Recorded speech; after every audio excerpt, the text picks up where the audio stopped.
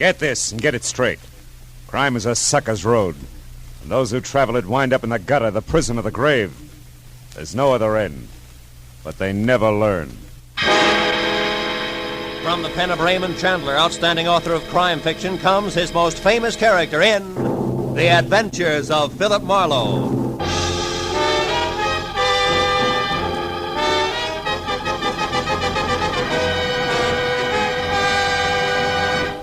Now, with Gerald Moore, starred as Philip Marlowe, we bring you tonight's exciting story, The White Carnation.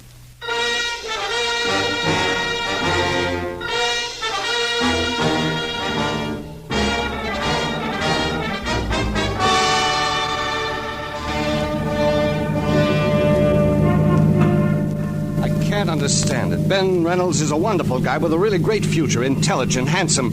Well, you've seen his picture. Yeah. You said he's a doctor, didn't you, Casey, an MD? That's right. He's already known as one of the best young medical men in town. Turn left at the next corner, Marlowe. Okay. You also said he's to be married soon. Soon. Tomorrow. Oh. And to the swellest girl in the world, Margaret Vanderveer. Vanderveer. As in Beverly Hills, huh? Yes, you know them? Oh, just a name. Marlowe, we've got to locate Ben Reynolds fast and find out what's wrong. Are you sure it's not just a last-minute case of cold feet? Cold feet? Yeah. Oh, Marlowe, he's in love with the girl. I'm his best man, I know. Besides, this marriage means a lot to the guy's career. He wouldn't run out. It happens, Casey. Oh, not to Ben. Why, he was fine, happy, full of laughs, right up to the minute we went into that flower shop. Flower shop? Yeah, some small place called Steiner's Flowers on Temple Street. Ben and I were driving along there this afternoon when I remember the one thing I'd overlooked was a white carnation for the groom. We stopped and went in. Then came the switch. I'll say so. While I talked to the florist, Ben browsed around the shop. Then all at once he grabbed me by the arm and said, "Let's get out of here." He was white as a sheet. We left in a hurry, and all the way up here to his place he kept looking back like he was afraid of being followed. What'd he say about it? Oh, he wouldn't tell me a thing. When we got to his apartment, he gave me a real brush-off. I went on home. Then at 7 tonight, I got a call from him. Give me that call word for word if you can, Casey. Well, he said, "Tom, listen to me. There's a man named Gregory Toledo. I thought he was dead, but he's come back to life. I can't go on until he's dead again, this time for sure. Please don't interfere or say anything. You'll hear from me." Then he hung up. Gregory Toledo, huh? Was Ben at home then? No, I tried to call him back, got no answer. I thought it over for a while, then called you. You see, I'm not only his best man, I'm his best friend, too. That's his place there. Okay, kid. I think you've done right so far, but brace yourself. For what? For something ugly. It says all the earmarks. You might wind up needing lilies, not white carnations. Let's go. The apartment was ground floor, rear, and dark. Inside, from walnut paneling to the sweet, nutty smell of good pipe tobacco, Dr. Ben Reynolds' place was neat, clean, and cozy until we got to the kitchen. There the air was thick with a strong disinfectant. The doctor's kit was open on the sink. Beside it was a heap of blood-soaked gauze topped by a pair of forceps. And still clamped in the chromium jaws was what looked like a .38 slug. He must have performed this just before he left. Yeah, possibly on himself. This bottle of 100-proof bourbon here is the anesthetic he used. Hey, Marlowe. The cigarette case here. I've never seen that here before. Marlowe, look. What? The name on this thing. Toledo. Yeah, as in Gregory Toledo. He was here, Marlowe. Yeah, but now 2 plus 2 doesn't quite make 4. Look, you say Ben told you on the phone that he couldn't go on until Gregory Toledo was dead. And yet apparently... Apparently, Ben pulled a bullet out of that Toledo guy right here in this kitchen. Is that what you're thinking? Yeah, that's what I'm thinking. Let's check the other rooms again, huh? See if we can get a lead on where he went. Right. I'll look in the bedroom. All right. I'll start on the desk. See if his clothes are still there, will you? Everything seems okay in here. Good. Oh. Say, Casey, did Ben like Armenian or Hungarian food a lot? No. Not that I know of. Why? Well, because his phone book is open to restaurants and every one of that kind is checked off. Even the gypsy tea rooms. Well, that's funny. You never went to those places. What's it mean? Nothing, maybe. Let's see, got through them as far as Sarkessian's Gypsy Cellar, 3rd Street. Ring any bell? Not a one. What are we going to do, Marlowe? You're going to go home and get some rest. But we've got to find him. That's what you hired me for, isn't it? I'll call you when I've got something. Where are you going now? Steiner's Flower Shop. See what else he stocks beside white carnations. I'll call you, Casey. I unsnapped the front door lock, went out to my car, and drove down Temple Street almost to Alvarado. I still had a block to go when I saw the red spotlights on a pair of prowl cars parked up ahead. It was too close to be coincidence. The little store marked Steiner's Flowers was crawling with law. I pushed through the whispering circle of morbidly curious, keeping a respectful distance outside, and went up to the door. There, Detective Lieutenant Matthews spotted me and motioned me in. Hey, Marlowe. What brings you here? Business. Stop for a bachelor button. Uh-huh. Well, you're a bit late. The joint's closed. Proprietor's been murdered or so, I think. You think? Can't you tell? All right, let's put it this way. He's dead under suspicious circumstances. Ah, that's one way of putting it. You know there's not a mark on him? Nothing. Here, take a look. The back room. All right. There you are. That's him. One Harlan Steiner. There was a gun beside him on the floor, been fired once, very recently. What caliber, Matthews? Oh, 38. And no bullet holes in here, so he might have scored. Hey, why? Just curious. Uh-huh. Hey, wait a minute, what's this? Motive, maybe. List of currency denominations and amounts sent over from his bank and dated today adds up to $40,000. Hey, that guy had $40,000 cash delivered here? That's right. I didn't realize a small flower business could be that good even on a big day. Oh, at your age, it can't. And there's no sign of that cash around now. Well, maybe he was robbed, huh? Mm-hmm. By a handsome, well-dressed guy was seen running out of here earlier tonight. Steiner probably died of heart failure from the excitement, so that's that. But why did he have so much dough brought in here in the first place? And how did this get here in the back room? What? Oh, cigarette with lipstick. Yeah. Well, Matthews, even florists are human, you know. So are cops. I've heard. Yeah. Now give me a straight answer, Phil, huh? Of all the places in town, how come you show up here, this dumpy, out-of-the-way flower shop? I was driving by on my way home, saw your car, so I stopped. Easy as that. Could have done that well all by myself. Mooney. Yeah? You can have it now. Tell him at the morgue I want a fast job. We've seen all we can here. Okay. All except that at the front door, Matthews. Get a load of it. Maybe she's your lipstick. Steiner here now? Are you a friend of Steiner's, miss? Not exactly, sir. Sometimes buy flowers from him. I see. Were you in here earlier today?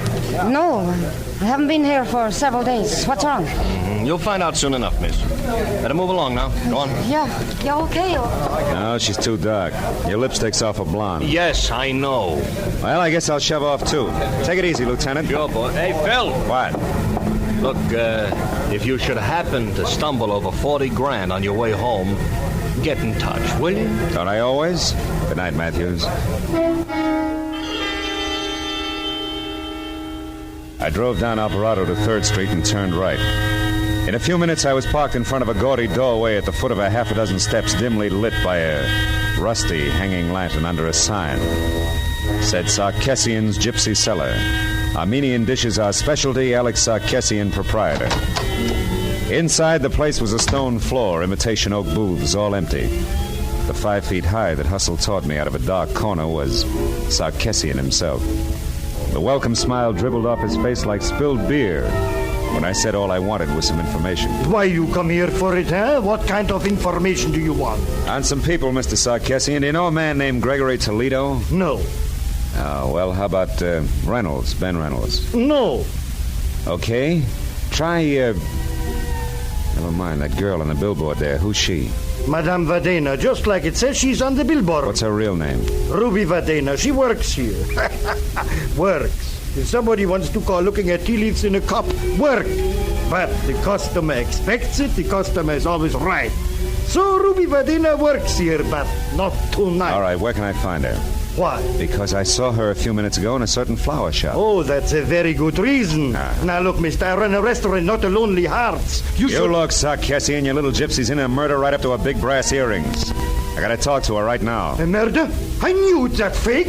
Oh, that no good. She ruins my business. What kind of appetite can murder give anybody, I ask you? I ask you for the last time, where does Ruby live? Villa Garibaldi on the end of Reposa Street. Thanks.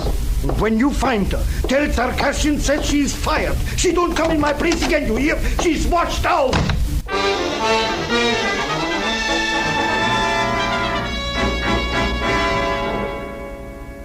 Reposa Street turned out to be a narrow, block-long tunnel under dark, matted cypress trees, at the end of which Villa Garibaldi squatted like an ancient yellow toad, 2 stories high.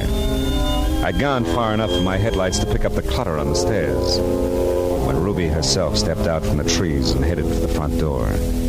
She had enough head start that she was upstairs and at the door before I caught her. Leave me alone. I haven't done anything, Copper. Leave me be. I'm no cop, Ruby. Oh, no. Lisa and I saw you at the flower shop. You're not kidding anybody. Is this your door here? Maybe, but you can't get in there without a warrant, Copper. So keep it out here and keep it short.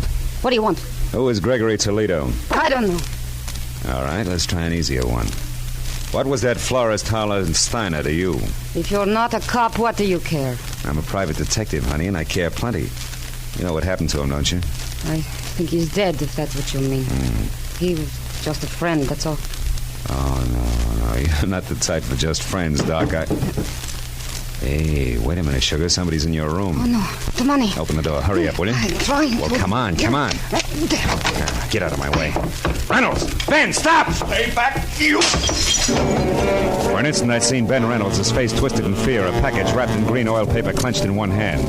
Then he grabbed up the only lamp and smashed it at me. In the dark, I heard him run through the kitchen and out the back door.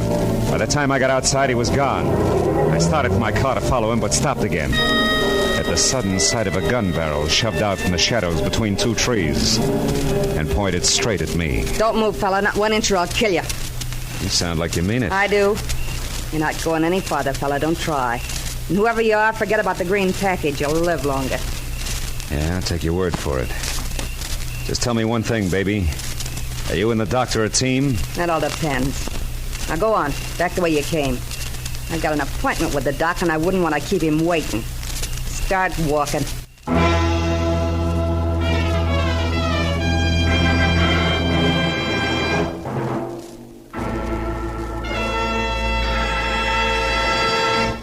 In just a moment, the second act of Philip Marlowe. Now with our star, Gerald Moore, the second act of Philip Marlowe, and tonight's story, The White Carnation.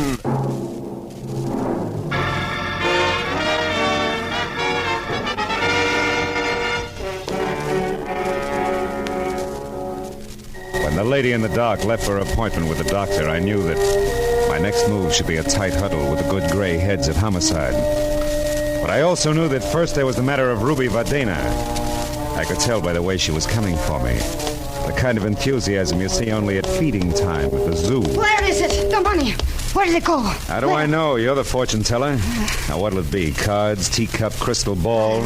Or should we just try some plain old-fashioned conversation, Ruby, huh? How about what? Well, for one thing, $40,000 that won't sit still. For another, your connection with Steiner's murder. The law is just itching to hear about that one. Not the police. I don't want to tangle with them again. I mean... Oh, could be embarrassing talking over the good old days, Ruby, is that it? What do you want to know? You and Steiner and the 40,000. What's the story? Steiner and I were supposed to go away together to be married. He loved me. You loved the 40 grand. Go on. The money came from the sale of his flower shop. He brought it over here tonight, said he'd be back. When he didn't show up, I went to find him. That's all I know.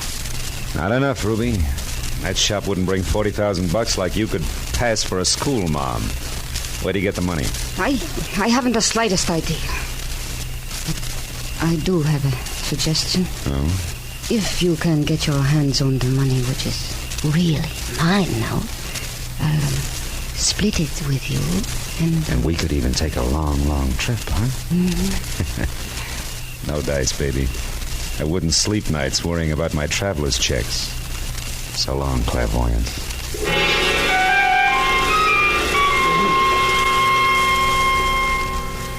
When I left the piano shawl beauty with a $sign heart, I stopped at a mobile gas station, and while they filled my tank, I made a call back to the flower shop. Learned that Detective Lieutenant Matthews had gone down to the morgue. But 20 minutes later, when I was there, I was still a step behind, because Matthews had since gone on to headquarters. However, I was also a step ahead. They had just learned why Steiner had died. Connor, the attendant, was pleased as punch to tell me all about it. Here, you see, Marlowe? Right here, the back of the neck. That slap of the hypodermic needle. Hold no bigger than a mosquito bite. Real hard to find. And it was an injection that killed him, Connor, huh? Some kind of poison?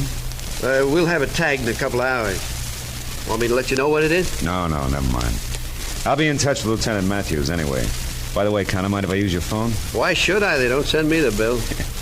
Over on the wall there. Thanks. But, Marlowe, no long distance, huh? Oh, no. Downtown, Connor. Not another inch. That case, help yourself. Mm-hmm. You know, Marlowe, one night some news hawk got on the tube here and talked to his girl in Long Beach for 40 minutes. It was 2 weeks later we found out it was Long Beach, Long Island, not Long Beach, California. Homicide, Lieutenant Matthews.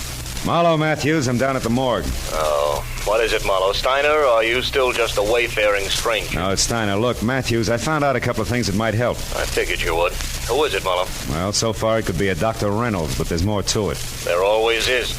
Wait there, Phil. I'll be over. Okay, but one thing first, Matthews. Does the name Gregory Toledo is in Ohio mean anything to you? Offhand, no. Why? Where does it fit in? Yeah, well, I'm not sure. When I started, Dr. Reynolds was out to kill Toledo again. It seems he's come back to life. Come back to what? Sounded like you said... I did, yeah. Well, we'll talk about it when you get here. So long, Matthews. Hey, pardon me for butting in, Mr. Marlowe, but that's kind of funny. What you said, I mean. Why? It was the name you threw at Matthews, Toledo. You see, No, I couldn't count. Well, oh, wait a minute, Connor. Huh? What's funny about the name Toledo? Come on, it can count plenty. Oh, it's just a coincidence, that's all. That can be enough. Let's have it. Okay, Marlowe. About 6 or 7 years ago, we had a dead one in here named Toledo. Yeah? The front part I don't recall, but it wasn't that Gregory. Anyhow, the cops shot him full of holes for resisting arrest. What's the kind of funny part? Oh, not much, Marlowe. Only you just tied somebody named Toledo to this Steiner here who was killed with a hypo. And the Toledo bird I'm talking about was a dope peddler. Dope peddlers, Marlowe, are sometimes real handy with hypo needles. Nothing, huh? No. Not unless it fits tighter. Hey, look, Connor, you keep files here, don't you? Yeah. You could get me an address on the Toledo you're talking about, a first name, next of kin, so on, couldn't you? Sure I could. What's more, I'd be glad to, Marlowe. Why, if this meant something, it'd be... Yeah, well, let's get to the files, huh, Connor? Yeah, sure, this way. Morgue attendant cracks keys. Gosh, I'll be... right over here. Here we are. Bias, Toledo. Yeah, Toledo. Here it is, Marlowe. Let me see that. Toledo, John Edward, August 18th, 1943. Shot to death by police officers, Celestes and Hogan resisting arrests. Address, 31 Juniper Place, Ocean City, California. Next of kin. Holy smoke. Gregory Toledo, a son. Connie, you're a genius. Oh. Now, do one more thing for me, will you, please? Yeah, sure. When Lieutenant Matthews gets here, tell him I'm sorry to stand him up, but that if I'm real lucky, he won't be mad at all. Yeah, but, Marlowe, this address at Ocean City, 7 years old. I know, Connor. That's why I said real lucky. I'll see you.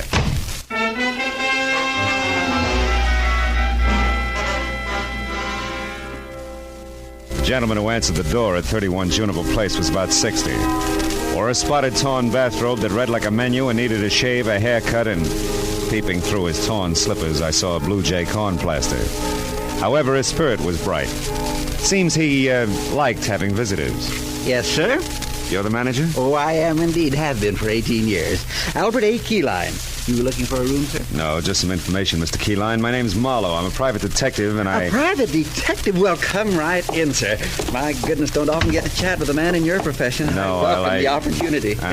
I usually keep the living room closed except on Sunday, but tonight I think we can forget that regulation. Yeah, well, look, the Morris chair there is the best one. Make yourself comfortable. Thank you. Mr. Keyline, did you know John Toledo? Toledo? I most certainly did. He stayed here for 5 years, I'm unhappy to inform you. He was killed on my front lawn there in 1943. It was good riddance to... Oh, I see why you're here, Mr. Marlowe, but frankly, I expected the police, not a private detective. Well, why should you expect the police? Because not 2 hours ago, Emma Mallory, my neighbor, saw Greta Toledo over at the amusement pier. Greta Toledo? You mean Gregory Toledo, don't you? I don't think so. I would have said Gregory if I meant Gregory. Oh, I don't doubt that for a minute. Besides, that boy'd know better than to come back to Ocean City. It's done him enough harm. I said Greta Toledo, John Toledo's daughter, Gregory's twin. Twin? Wait a minute, Mr. Keyline, this is important. Greta and Gregory Toledo are twins and the children of John Toledo? That's right, sir. All three lived here for 5 years, like I said, and a more different brother and sister you never heard of. Well, different like what? Like heaven above. Careful. That other place below, that's what. The boy was fine. The girl of terror. At 13, she was tormenting Alley-Cats, and at 18, when she left here, she was a brazen hussy. Both went their separate ways from here a week after John was buried. You haven't seen him since? No, except one night about a month later when the boy, Gregory, came here to visit me and asked for all the pictures I had of him and his father and sister. I used to be an amateur photographer, you know. I got a pictures, one time at pictures, Mr. Keyline, why did he want them? Sentiment, I guess. He was kind of soft-hearted. I gave him the whole batch except one of Greta, and I only saved it because the lighting was so good. I've got it right here. I took it a couple of weeks before they got John. Look, see how the sunlight behind her head gives a soft feeling to the whole picture? Yeah, it's practically a halo. Yes, sir. Very professional. I'll just take that now, Mr. Marlowe. I might try and improve it someday. Yeah, the best of luck. Keyline, don't move your finger. My finger? Well, why not? Mr. Marlowe, are you sure you feel all right? Frankly, no. But I hope to get better as I go along. Listen, Keyline, that neighbor of yours, that Emma, who said she saw Greta Toledo at the amusement pier, was it the big one off the foot of Surf Street? Oh, sure was. Emma saw her go behind one of the concessions and take a flight of stairs down to the beach. Which flight of stairs? There's a half a dozen of them, Keyline. Think, will you? You don't have to. I know, because Emma said it was the flight by the cotton candy concession.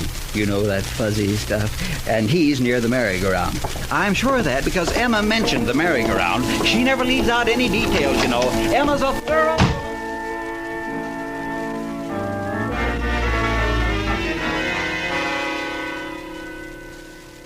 The steps that led down from the cotton candy concession took me to a fairyland graveyard under the amusement pier. Dead carousel animals, horses, sea serpents, dragons that smiled, all broken and bent and piled any side up. Some rusted brown, some of the bilious green discolor of old brass. Then a lot of steel and stone dwarfs who must have belonged to some long ago winter wonderland, also broken and rusted. But beyond that, the people were real, both of them. One was Greta Toledo. She was the same lady in the dark who had stopped me outside of the gypsy's place. The other was the man I had started out to find. The man who was out to re-kill Gregory Toledo. Dr. Ben Reynolds. Wait a minute, Gregory. One thing we still have to talk about. Or should I call you Dr. Reynolds? All right, get to the point, Greta. I am. That's why I asked you to meet me here. It's a safe place to talk. What did it talk about? You were shot and I gave you medical attention. You demanded I get $40,000 that was yours, and I did? You did, hero. But only to keep me from letting everyone know that the fine Doc Reynolds is really Gregory Toledo, the son of a dope peddler. All right, sister mine, what do you want? Just this. You're really on my hook, brother. I got a big news flash for you. I wasn't shot in self-defense tonight. It was while I was committing a murder in a flower shop, some filth named Harlan Steiner. What? Yeah, a murder with a hypodermic needle. I murdered a man who was double-crossing me. Trying to take this $40,000 here. We got it from a sale of opium. He's trying to take this money and run with it in a gypsy lady Now, love. listen. How tight do you think you can squeeze me? There's an end to everything, even blackmail. Don't you see that? I'd be much worse off as a murder accomplice than exposed as a doctor with a very unsavory family background. Also, Greta, I've got a few moral compunctions. A doctor's supposed to save lives, not destroy them. Then see what you can do about yours, Doctor. Don't try it, Greta. Lousy aim, sister.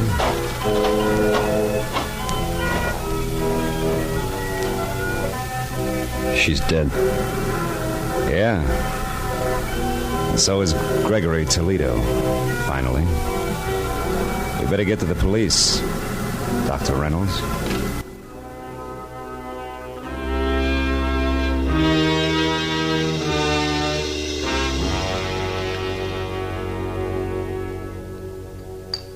Well, Marlowe, you stepped out of turn all right, but you happened to step in the right direction. How? I still don't know. Yes, that picture Keyline showed you out in Ocean City, Mr. Marlowe. It was Greta, wasn't it? Yeah, it was. Ooh, this coffee's hot.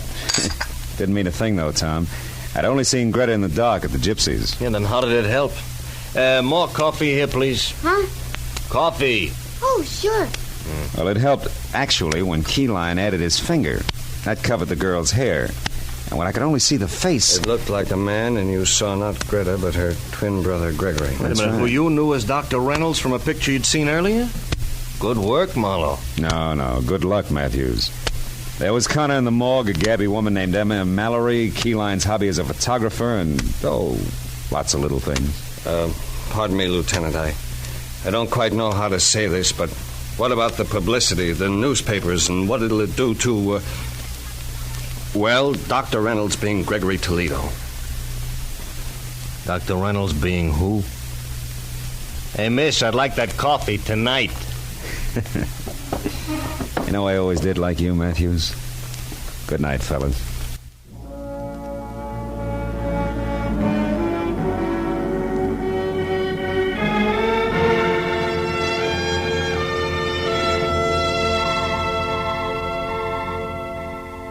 When I got outside, it was pushing 4 o'clock in the morning. And I was tired of a long night that had been crowded with a lot of death and a lot of people. But I was also looking forward to a lot of life. Good life. With Dr. Ben Reynolds and his bride.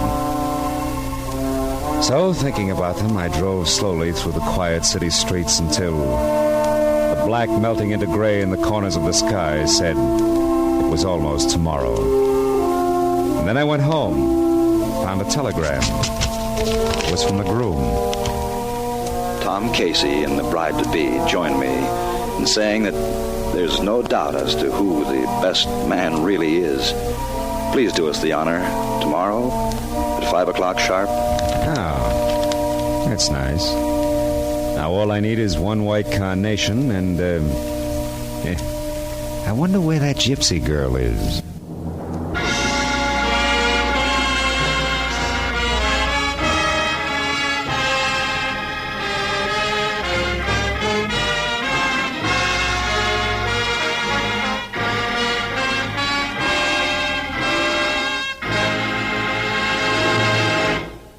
The Adventures of Philip Marlowe, bringing you Raymond Chandler's most famous character, star Gerald Moore, are produced and directed by Norman MacDonald and written for radio by Robert Mitchell and Gene Levitt. Featured in the cast were Paul Dubov, Virginia Gregg, Fritz Feld, Georgia Ellis, Tom Tully, Parley Bear, and John Daner.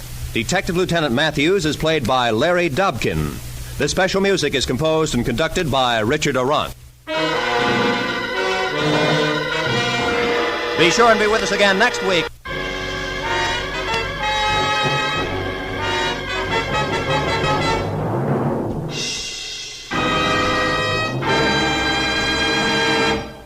This is Roy Rowan speaking.